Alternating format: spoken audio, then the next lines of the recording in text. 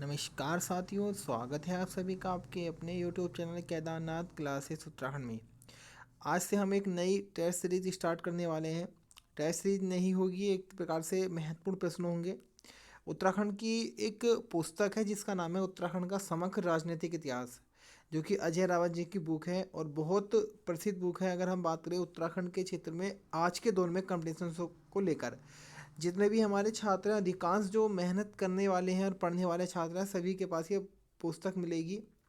और अधिकांश बच्चे इस पुस्तक को लाते हैं, लेकिन अगर हम बात करें उसमें 50% तो ऐसे छात्र होते हैं जो पुस्तक को ला के रख दिया और उसको जब पढ़ते हैं और उसको खोलते हैं तो उनके सर में दर्द होना शुरू स्टार्ट हो जाता है। क्योंकि ये बुक थोड़ी डीप है, इसमें थ्योरी में लिखा हुआ है और अलग अलग तरीके से इतिहासकारों के मत दिए हुए हैं।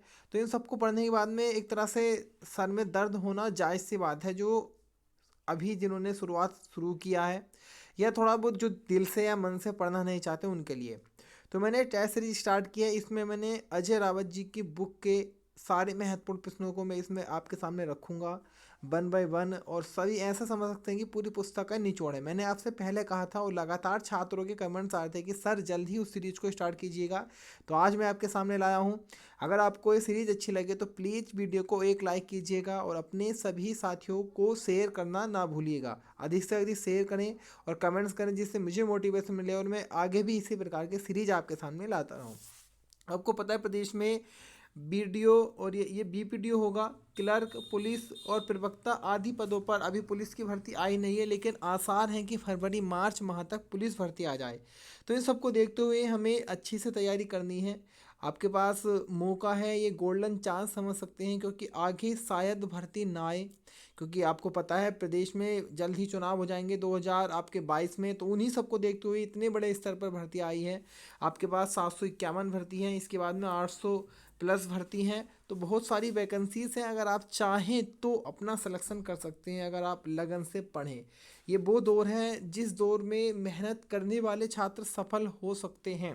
नहीं तो फिर अगर एक बार ये दौर निकल गया तो उसके बाद 4-5 साल बैठे रहिएगा, फिर से पढ़ते रहिएगा और शायद आगे क्या हो। इसलिए अभी हमको देखना है, अभी अच्छे से पढ़ना है।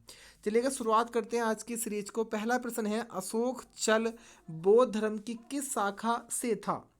अशोक चल की हम बात करें जिसने आपका उत्तराखंड पर आक्रमण भी किया था, तो इनकी बात चल रही है। तो बौद्ध धर्म की दो शाखाएं हैं, महायान और हीनयान। तो अशोक चल जी जो है वह महायान शाखा से संबंधित है।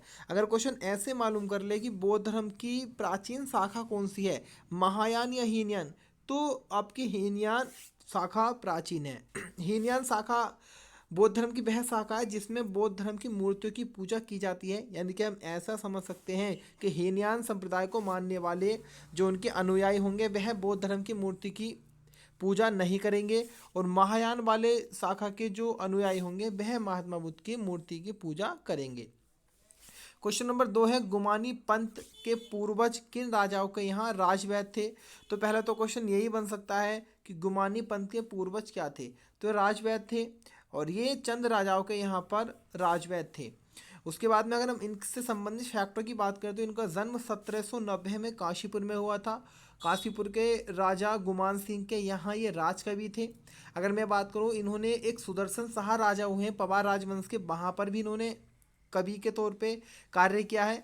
इनके दादा की अगर हम बात करें तो वह नेपाल, सॉरी इनके पिताजी आएगा, ये दादा नहीं है, इनके पिताजी नेपाल राजाओं के यहाँ राजवैद थे, और इनके जो पूर्वज या दादा को हम कह ले तो वह चंद राजाओं के यहाँ थे। इनकी माता का नाम देवमंजरी और इनकी पिताजी का नाम देवनिधि पंत था, और इनके दादाजी का नाम था पुरुषोत्तम पंत। क्वेश्चन नंबर 3 की बात करें, टिहरी रियासत का अंतिम बार भूमि बंदोबस्त कब हुआ था? तो टिहरी रियासत की हम बात करें तो वर्ष 1924 में नरेंद्र शाह जी के समय टिहरी रियासत का अंतिम बंदोबस्त हुआ था। अगर मैं प्रथम बंदोबस्त की बात कर लूँ साथियों टिहरी के, तो वर्ष 1823 में सुदर्शन शाह जी के समय में टिहरी का प्रथम बंदोबस्त हुआ था। अब यहाँ पर नरेंद्र शाह जी आए हैं तो हमें इतिहास को थोड़ा अच्छे से कवर कर लेना है और कम समय के अंतर्गत। तो मैं सारे क्वेश्चन लाया हूँ, अधिकांश क्वेश्चन नरेंद्र शाह जी के। अगर हम नरेंद्र शाह जी के बारे में बात करें तो 1898 में प्रताप नगर में इनका जन्म हुआ था। इनका कार्यकाल 1913 से 1946 माना जाता है, लेकिन जो इनका वास्तविक कार्यकाल था वह 1919 से स्टार्ट होता है, क्योंकि इनका जो संरक्षण किया था, क्योंकि जब ये राजा बने तो मात्र 15 वर्ष की आयु के थे, इसीलिए इनका संरक्षण इनकी माता नेपोलियन ने किया था। यानी कि हम समझ सकते हैं कि इनका संरक्षण या किसने राजपाट संभाला था जब तक ये थोड़ा अपने कह सकते हैं जवान हुए या एक प्रकार से बालिग हुए, तो इनकी राजमाता नेपोलिया इनकी संरक्षक थी। तो वास्तविक 1919 से और नॉर्मल चलेगा तो 1913 से 1946। वर्ष 1921 में इन्होंने वर्तमान नरेंद्र नगर को वास्तविक रूप दिया था, स्थापना की थी, और इस नरेंद्र नगर को 1930 में इन्होंने राजधानी बनाया था। कहा जाता है इस सारी प्रक्रिया में लगभग 30 लाख रुपया खर्च भी हो गया था। नरेंद्र नगर की हम बात कर लें तो आपका SCERT नरेंद्र नगर में है, सर्वाधिक वर्षा आपकी नरेंद्र नगर में होती है, और आपका राज्य पुलिस संस्थान भी नरेंद्र नगर टिहरी गढ़वाल में स्थित है। अगर मैं और बात करूँ तो जिस प्रताप हाई स्कूल की स्थापना आपके कीर्ति शाह जी ने की थी, उसी को इंटर कॉलेज बना दिया था नरेंद्र शाह जी ने। अगर हम और बात करें इनसे संबंधित तो इनके कार्यकाल में 2 ऐसी घटना हुई थी जिसने कलंकित कर दिया था नरेंद्र शाह जी को। लेकिन अगर हम कहें कि ये कारण या इन 2 घटनाओं का कारण नरेंद्र शाह जी हैं, तो मानवता के साथ में एक बहुत बड़ा दुर्व्यवहार होगा, क्योंकि जिस समय ये दोनों घटनाएं घटी थी तो नरेंद्र शाह जी टिहरी में थे ही नहीं। पहली घटना है आपकी 30 मई 1930 में गठित ये तिलाड़ी कांड, या इसे हम रवाई कांड भी बोलते हैं। ये तिलाड़ी कांड क्या था? ये 30 मई 1930 को हुआ था। अगर हम बात करें नरेंद्र शाह के शासनकाल के कर्मचारियों ने एक घोषणा कर दी कि जो भी किसानों की भूमि है वो सब वन भूमि में शामिल कर दी जाएगी, और इस सब से आक्रोशित हो उठे किसान और इन्होंने हड़तालें या हम कह दें कि आंदोलन शुरू कर दिया था। तो नरेंद्र शाह जी आपके यूरोप गए हुए थे, और इनके समय में या इनके दरबार का कर्मचारी था चक्रधर जुयाल, उसने सेना को ऑर्डर दिया कि पब्लिक पे गोली चला दो, और उस घटना में बहुत ही सारे निर्दोष किसान मारे गए थे।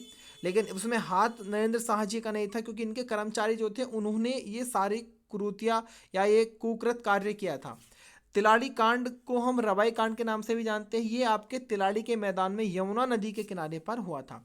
दूसरी घटना इनके समय में घटी थी श्रीदेव सुमन जी की मृत्यु, जो कि 25 जुलाई 1944 को हुई थी, 84 दिन की भूख हड़ताल के बाद में। तो उस समय भी ये आपका बाहर गए हुए थे किसी कार्य से, तब भी यहाँ पे नहीं थे।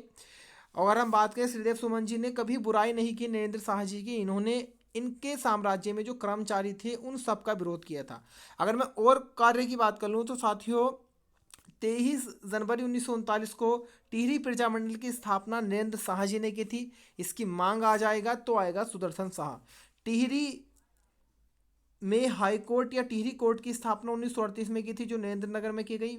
1921 में टिहरी में प्रथम बार जनगणना नरेंद्र शाह ने कराई। 1933 में कीर्ति शाह की स्मृति में इलाहाबाद स्थित विश्व हिंदू विद्यालय को इन्होंने 1 लाख रुपए दिया था। उसके बाद में अगर हम और बात कर लें साथियों तो शेर शाह सूरी की भांति इन्होंने सड़कों के निर्माण करवाए थे। मेन रूप से अगर हम बात करें नरेंद्र शाह शहर से कई सड़कें इन्होंने निकलवाई थी। उसके बाद में इन्हें सर एवं KCS की उपाधि दी थी अंग्रेजों द्वारा, क्योंकि अंग्रेज इनसे प्रसन्न थे इनकी नीतियों से, इनके कार्यों से, क्योंकि इन्होंने जितने भी कार्य किए थे साथियों सुधारवादी कार्य किए थे। ये अलग अलग तरह के सुधार लाना चाहते थे अपने क्षेत्र में। तो इन सबको देखते हुए और इनकी उत्सुकता को देखते हुए अंग्रेजों ने सर और KCSI की उपाधि दी थी। अगर साथियों सिर्फ CSI आ जाए तो वह कीर्ति शाह की आएगी, और KCSI आए तो आपकी आएगी नरेंद्र शाह जी की। बनारस विश्वविद्यालय ने इन्हें 1937 में LLD की उपाधि से भी नवाजा था। तो ये सारे प्रश्न थे नरेंद्र शाह जी के। देखिएगा अच्छे से, इंपॉर्टेंट मैंने फैक्ट थोड़े से समय में आपके लिए रख दिए हैं। अगला क्वेश्चन है नेपाल के किस प्रधानमंत्री की पौत्री से कीर्ति शाह का विवाह हुआ था? तो नेपाल के प्रधानमंत्री जंग बहादुर राणा थे, उनकी पौत्री से विवाह हुआ था कीर्ति शाह जी का। कीर्ति शाह जी के बारे में बात करूँ तो पहले मैं सारे फैक्ट बता चुका हूँ। इनकी राजमाता गुलेरिया थी, और ये विवाह 1892 में हुआ था। और आपका टिहरी घंटाघर आ जाएगा, और कीर्ति नगर इन्होंने बसाया था, और बहुत सारे ऐसे कार्य किए थे जो इंपॉर्टेंट है। अंग्रेजी शिक्षा भी इन्होंने शुरुआत की थी। अगला क्वेश्चन है हिल सोसाइटी या हिल साइड सेफ्टी कमेटी का गठन किस कमिश्नर के समय हुआ? तो हेनरी रैमजे जी के समय ये हुआ था आपदा से बचने के लिए। क्वेश्चन ऐसे ही बन सकता है कि किस गवर्नर ने या किस कमिश्नर ने प्रदेश में सबसे पहले आपदा से जूझने के लिए कार्य किए थे? तो हेनरी रैमजे जी आ जाएगा। अगर हम बात करें कुमाऊं को बेताज बादशाह और आपका राम जी के नाम से इन्हें जाना गया है, और भाबर का विश्वकर्मा भी रैम जी को कहा गया है। और अगला हम बात करें क्वेश्चन नंबर 6 पे, तो किमनी गांव किस घाटी में स्थित है? तो किमनी गांव जो कि आपका थराली गांव चमोली